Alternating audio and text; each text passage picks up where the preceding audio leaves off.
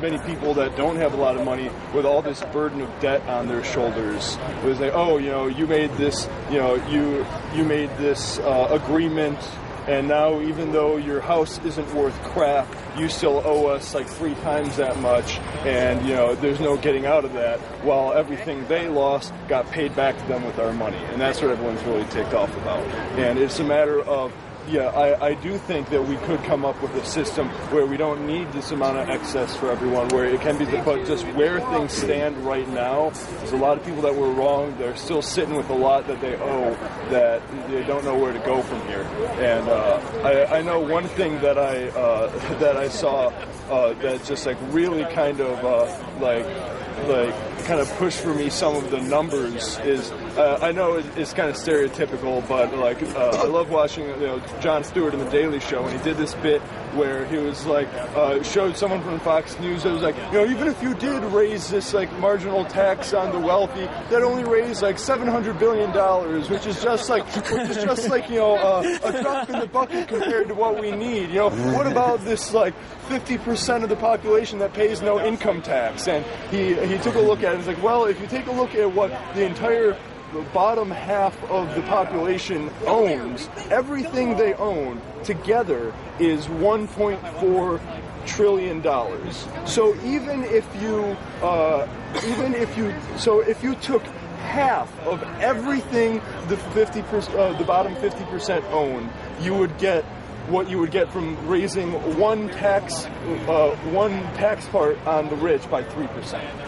And it's like, this is absolutely ridiculous. They think we're asking for so much out of them when it would be almost everything out of who they want to take it from.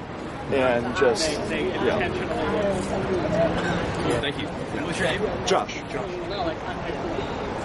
Just as a point of process, the reason that we formed the circle is to try to figure out how it is that we can come towards a unity statement. Oh, sorry, I can't. No, it's cool. Don't worry about it. We're all are welcome here. And also, as a point of process, I don't want that to make it seem like therefore everyone has to say what should be done. I actually think that we need to deepen these discussions of what we actually believe, understand, in order to come to a point of synthesis. So don't feel like people therefore have to jump in. Although it may be helpful to think about what the conclusions of an experience may be. Don't feel like you have to it has to be like the demand should be this at the end. We can deepen. That was great. It doesn't necessarily need to be about the demands. Just a little bit. Keep it in mind. Yeah. Yeah. Keep in mind that strategy. What are we about? What are we developing a strategy for making a unity statement, not necessarily what that unity statement entails. Right. Good point. Please go on with your normal thing. Okay. Well, my name is Matt, and in a conversation I had last night, it was suggested to me that it's far less than 1% that owns most of the world. It's maybe as little as 400 people own 50% of the wealth of the world. And I guess if somebody can help me with this, I would appreciate that. Or maybe this is something we all need to find this out, is identifying who these elite people are. Who are they? And the individuals. That way, and kind of demand an explanation for what is going on. What is the rationale behind this system, this treatment? That's it. Is that from the 30s? Yeah, that's like a French slogan from the 30s. Just overthrow the 60 family. I think that's also. I think it might have been an American thing too. Depression era. Published list. I think it was what I get for reading French history. Forbes, maybe. Love the French. It was in one of the major magazines. Know what to do to kings. Every year they do an entire list of all. And they show the 400 most wealthy groups of people in the United States. And so how we find that. Oh, this is beautiful. Just getting this footage. It's kind of a factual research question. It's really good. Hi guys, I'm Kyle. I just have something pretty quick to say. I just want to unite with what Boyd was saying earlier about kind of a unified student debt rebellion. I think we could couple that with a unified mortgage or rebellion or income tax rebellion, or I don't have to say rebellion, but I just think that's a very popular idea where people who aren't exactly radicalized can get on board with, and it has a radical tinge to it. So that's all I would say. If it's immediately relevant, yeah, Okay. sure. There is another bubble coming, and it's the college debt bubble. And there's no way, and if you borrowed college money, there's no way you can declare bankruptcy. And you have to pay it back. So you're going to become a debt slave if you have a lot of money. Unless we change the system that determines how much debt we have, right? Also, everyone decided to take out the student debt companies would blow up the bubble immediately. Yeah, well, I think we should get to this soon, but Cal, do you want to finish your thought? Sure. I just remembered you were saying, like, on the other end of a student debt rebellion, there's the fear that, that would put us into poverty if it was unsuccessful. But I don't think we should ever keep that in mind, right? If you default to the Where's my credit history? you can't. Yeah, but we should never keep our credit history like in mind, holding us back, right? Ever. Can you continue to go to college? Yeah. That way avoid paying back debt, right? Can't you avoid continue? It doesn't and under just the accrue more debt. Not really sustainable out. If 10, I mean, look, if 100 people do it, that's one thing. If 10 million people do it, that's quite something else, I think, right? In terms of the way the political implications of it would be. But I think we should. It's like a one-person mass strike isn't going to work. I just don't want to. I want to keep this circle going if we can. We're only a few people away. Could we Keep going. keep it moving? You want around saying anything? If everyone simultaneously decided to pull out of the student debt companies, Pull out of the banks even. it would. Withdraw money from the banks that if you don't agree with their standards. You should have a bank. We're not talking about having money. We're talking about having debt. You can't just say, I'm pulling my debt out of your car. Right? You could say, I'm not going to pay you. But we're kind of getting off process here. Point of process. I know, and I'm doing it too. I was just trying to clarify that. No, you echoed that point, which was great. It was your turn. So, cameraman, Hold it, thanks. It's going. It should be zoomed out. I'm Doug, and I just want to say that we need some basic minimum that we can unite on, but they shouldn't be compromised. And what we should do is we should get to the point where we can name this system, and this system is built on our blood, our labor, the exploitation of workers here and around the globe. It's called capitalism, and we need to get to the point. Everyone has great things about healthcare, about education, about jobs, homelessness, the living wage. But if we look at these buildings around us, they were built by hands like ours, working, and the wealth those people did was taken from them by these people. And we need to get to the point where we can name this.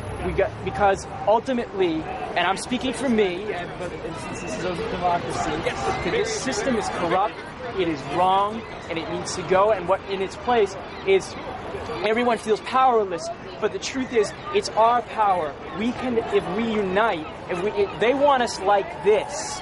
They want us separated, because this breaks easy. But unity means this. Unity means coming together. It means, no one here is, we don't want to get bogged down in minutia and debating the past. But I think we all agree that people come before profits, that the wealthy should not control us, that we should be in control, and that we need to do what we can for empowerment, outreach. Let people sing, let people dance. Let's do this. Let's bring people together. More, you know what? Someone talked about class war. There is goddamn class war, and it is by them against us. It is by the 1% or the capitalist class against the working class. And they only call it class war when we dare well fight back. And I say we got to fight back and come together. I know this may seem militant, ultra-left, whatever, but I want that here. I want that voice recognized. And I agree with pretty much what everyone's been saying, but I just kind of want to say, let's seize the day, let's seize the hour, let's go damn well do this. I'm done. You're here, man. I'd like to say that I'm a non-Marxist who agrees with pretty much everything this Marxist just said. I suppose I would like to keep the message slightly more general to allow the non-Marxists to hop on. I am too, dude. Yeah, I know you are. I know, and that's good. You did a really good job with that, and I agree with most of what I've heard. I disagree with small amounts of it, but more in practice and in spirit. And I really like the fermentation metaphor. I believe that was yours, the fermentation / boiling over. Good metaphor. That's it. Cool. Yeah, right. I'm profoundly moved by what I'm What's hearing. your name again? Peter. Yeah, we should talk about BC stuff. Awesome. My name is Joe, and I want to echo what my brother Doug just said, and also what Boyd and Kyle have kind of foregrounded about the interest in focusing on debt. I mean, one of the things, arguably, the catalyst for the financial crisis of 2007-2008, although not consciously a political act by poor people, but basically amounted to people's inability collectively to pay their debts. Now, in a shadowy, unconscious way, that actually prefigures the power of collective action, right? We can say the system now doesn't only depend on working people's labor, which it always has and always will, but also depends literally on us continuing to pay our debts, because so much of the capitalist system is now invested in speculation on future payments of precisely debt, right? There's a great new book out about how, debt, the 5,000-year history, a great scholar. Is anybody reading this? I forget his name, but we should fucking bring him here. But what he talks about is no society in history has got to the situation that we're in now today, where the poor owe the rich so much and not either had a total social breakdown, returned to actual chattel slavery, or had a jubilee. You know what a jubilee is? Yeah. Yep. Jubilee is... I hope you should declare them. Debts are declared disappeared.